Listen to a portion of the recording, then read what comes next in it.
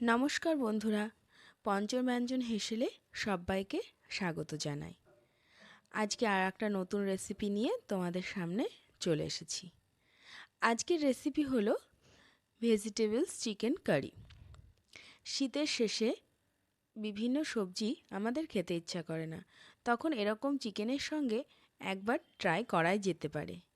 এর জন্য আমার লেগেছে কিছু চিকেনটাকে আমি লবণ, হলুদ এবং সামান্য তেল দিয়ে 10 মিনিট আগে ম্যারিনেট করে রেখে দিয়েছি। আর লাগছে রসুন থেতো করা, আর কিছু কাঁচা চেরা লঙ্কা, পেঁয়াজ কুচি আর ভেজিটেবলসের মধ্যে রয়েছে ক্যাপসিকাম, টমেটো, বিনস, ফুলকপি আর আলু। ফুলকপিগুলোকে বড় করে টুকরো করা আছে। এখানে জিরে, ধনে আর সামান্য আদা পেস্ট করে রেখেছিলাম। তার সঙ্গে রসুন থেতোটাকে আমি আর একবার ম্যারিনেট করে নেব। এই ম্যারিনেটটাতে বেশিক্ষণ সময়ের প্রয়োজন নেই। বাকি প্রসেসিংটা চলতে চলতে যেটুকু ম্যারিনেট হবে তাতেই আমাদের চলবে। এটাকে আমি ভালো করে মাখিয়ে রেখে দিচ্ছি পাশে, আর বাকি কাজ শুরু করে দেব। মাখানো আমার হয়ে গেছে। এবার আমি এদিকে কড়াই বসিয়ে দেব। কড়াই বসিয়ে দিয়েছি। এখানে সামান্য পরিমাণে সাদা তেল আমি অ্যাড করব। খুব বেশি তেল এখানে প্রয়োজন হবে না। সাদা তেল গরম হয়ে গেলে আমি এর মধ্যে আলুগুলোকে ভেজে নিচ্ছি আগে। আলুগুলোকে খুব বেশি লাল করে ভাজার প্রয়োজন নেই, কারণ এটা পরে বেশ খানিকটা কুকড হবে। এখানে একটু লবণ, হলুদ আমি অ্যাড করছি। এবার লবণ, হলুদ দিয়ে আলুটাকে আমি ভালো করে ভেজে নেব। শীতের শেষে শীতের আর কোনো সবজি আমাদের অনেক সময় খেতে ইচ্ছা করে না, একটা কেমন গন্ধও হয়ে যায়। সেই জন্য তখন যদি এরকম করে কোনো রেসিপি করা যায়, রাত্রে কিন্তু রুটি পরোটার সঙ্গে বেশ ভালো জমে যায়। আমি এদিকে আলু আর ক্যাপসিকামটাকে ভেজে নিয়েছি। ওই তেলেই এবার একটা তেজপাতা আর জিরে আর সামান্য গোটা গরম মশলা ফোড়ন দিয়ে দিয়েছি। এটা একটু ভেজে নিয়ে বেশ গন্ধ বেরোলে দিয়ে দিলাম এর মধ্যে পেঁয়াজ এবং লঙ্কা। এখানে লঙ্কা তোমরা বেশিও অ্যাড করতে পারো, যে যেরকম ঝাল খাও। এই লঙ্কাটাতেও ভীষণ ঝাল, সেজন্য আমি খুব বেশি ঝাল দিলাম না। 4-5টা চেরা কাঁচা লঙ্কা দিয়ে দিয়েছি।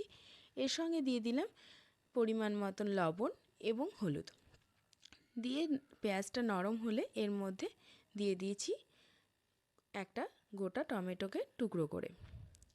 এটাকে দেওয়ার পরে আমি খানিকক্ষণ ঢাকা দিয়ে দেব, তাতে টমেটোটা নরম হয়ে যাবে। দেখো টমেটোটা কত সুন্দর নরম হয়ে গেছে। এবার আমি খুন্তি দিয়ে এটাকে ভালো করে মিশিয়ে নিচ্ছি পেঁয়াজের সঙ্গে। এর ফলেই দেখো কত সুন্দর একটা কালার চলে এসেছে। এখানে কিন্তু আমি কোনো শুকনো লঙ্কা বা লঙ্কার গুঁড়ো ব্যবহার করছি না এই রেসিপিতে। এরপরে আমি চিকেনের পিসগুলো কড়াইয়ে দিয়ে দিয়েছিলাম এবং এর সঙ্গে দিয়ে দিচ্ছি বাকি মশলাটা। এইভাবে আমি খানিকটা চিকেনগুলোকে এপিটোপিট করে নেব, তাতে চিকেনের কাঁচা গন্ধ এবং রসুনের কাঁচা গন্ধটা বেরিয়ে যাবে তেলের মধ্যে। এইভাবে উল্টে পাল্টে নিয়ে নেব এবং তারপরে দিয়ে দেব বাকি সমস্ত ভেজিটেবলস। এবার সমস্ত ভেজিটেবলস এবং চিকেন আর তার সঙ্গে মশলা ভালো করে মিশিয়ে নেব খানিকক্ষণের জন্য। তারপরে ঢাকা দিয়ে কিছুক্ষণ সিম আঁচে আমি এটাকে রেখে দেব, তাতে মশলা এবং ভেজিটেবলস ভালোভাবে মিশে যাবে। দেখো আমার মেশানো হয়ে গেছে। সমস্ত উপকরণগুলোকে একসঙ্গে ঢাকা দিয়ে দিয়েছিলাম। এবার ঢাকা খোলার পরে দেখো বেশ খানিকটা জল বেরিয়ে গেছে ভেজিটেবলস এবং চিকেনের থেকে। এর মধ্যে বন্ধুরা তোমাদেরকে একটা জিনিস দেখানো হয়নি, সেটা হলো আমি এর মধ্যে সামান্য পরিমাণে দিয়ে দিয়েছিলাম লবণ। ভেজিটেবলসের উপকরণগুলো যেটুকু প্রয়োজন সেটুকুর মতন। আবার একবার আমি ঢাকা দিয়ে দিলাম। দেখো কতটা জল বেরিয়েছে। এর মধ্যে আমি সামান্য পরিমাণে 1 কাপ পরিমাণে জল অ্যাড করলাম এবং জলটা ফুটে উঠলেই আমি দিয়ে দিচ্ছি এর মধ্যে একটু টমেটো সস এবং সোয়া সস একসঙ্গে মিশিয়ে এটা দিয়ে দিচ্ছি স্বাদ এবং কালারের জন্য। এতে খুব সুন্দর কালার একটা আসবে আর স্বাদটাও কিন্তু বেশ একটা অন্যরকম একটা মাত্রা নিয়ে আসবে। এবার আমি আবার খানিকক্ষণের জন্য এটা ঢাকা দিয়ে দেব। এমনিও প্রায় সবজি এবং চিকেন কুকড হয়ে গেছে। এটা সিম আঁচে একটুখানি জাস্ট হতে হবে। দেখো এখানে সমস্ত তেল এবং যে আমি সসটা অ্যাড করেছিলাম সেটার জন্য কত সুন্দর একটা কালার চলে এসেছে। দেখো এবার আমি এর মধ্যে অ্যাড করব শুধু সামান্য পরিমাণে একটু গরম মশলার গুঁড়ো। আর কিছুই আমার আর কোনো মশলা লাগবে না এখানে। কালারটা খুব সুন্দর চলে এসেছে। এখানে আমি দিয়ে দিচ্ছি সামান্য পরিমাণে গরম মশলা গুঁড়ো। এখানে ভিটামিন সি যুক্ত তরকারি রয়েছে, যেমন ক্যাপসিকাম, টমেটো, হ্যাঁ, এবং ফুলকপি এবং বিনসে রয়েছে প্রচুর পরিমাণে মিনারেলস। এগুলো আমাদের প্রত্যেকটাই স্বাস্থ্যের পক্ষে খুবই উপকারী।